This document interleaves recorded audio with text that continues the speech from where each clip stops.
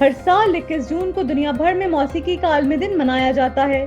اس دن کا مقصد موسیقی کی اہمیت کو اجاگر کرنا، فنکاروں کو سراہنا اور لوگوں کو موسیقی سے قریب لانا ہے۔ موسیقی کا عالمی دن 1982 میں فرانس میں پہلی بار منایا گیا۔ اس دن کی بنیاد فرانسیسی وزارت ثقافت نے رکھی تاکہ موسیقی کو ہر فرد تک مفت پہنچایا جا سکے۔ اب یہ دن دنیا کے 120 سے زائد ممالک میں منایا جاتا ہے۔ اس دن کا مقصد موسیقی کو عام لوگوں تک لانا، نئے فنکاروں کو پلیٹ فارم دینا، ثقافتوں کو جوڑنا اور دنیا بھر میں امن، محبت اور ہم آہنگی کا پیغام دینا ہے۔ اس دن دنیا کے بڑے شہروں میں اوپن اسٹیج شوز، سڑکوں پر پرفارمنسز، اسکولوں اور کالجوں میں موسیقی کے مقابلے منعقد کیے جاتے ہیں۔ قیام پاکستان کے بعد موسیقی کے شعبہ میں نصرت فتح علی خان، نور جہاں، مہدی حسن، فریدہ خانم، اقبال بانو، خورشید بیگم، غلام علی، پرویز مہدی، احمد رشدی اور مسعود رانا جیسے ناموں نے لازوال گیت تخلیق کیے اور گائے۔ فوک موسیقی میں عالم لوہار، شوکت علی، نذیر بیگم، ریشمہ، عابدہ پروین، سائیں اختر، عارف لوہار اور دیگر نے اس فن کو بامعروج پر پہنچایا۔ موسیقی کی ایک اور جہت قوالی بھی ہے، جس کا سب سے درخشاں ستارہ استاد نصرت فتح علی خان ہے، جن کی خوبصورت آواز اور گائیکی دنیا بھر میں مقبول ہے اور آج بھی ان کے چاہنے والے دنیا کے ہر حصے میں موجود ہیں۔ وقت گزرنے کے ساتھ ساتھ موسیقی کے رجحانات بھی تبدیل ہو چکے ہیں۔ اب نوجوان نسل زیادہ تر پاپ موسیقی سننا پسند کرتی ہے، جس میں مائیکل جیکسن، لیڈی گاگا اور کیٹی پیری اہم نام ہیں۔ پاکستان میں پاپ موسیقی کے آغاز کا سہرا نازیہ حسن کے سر ہے، جنہوں نے 80 کی دہائی میں اپنے گاؤں سے بے پناہ مقبولیت حاصل کی۔ موجودہ دور میں پاپ موسیقی میں علی ظفر، عاطف اسلم، عمیر جسوال اور مومنہ مستحسن مقبول نام ہیں۔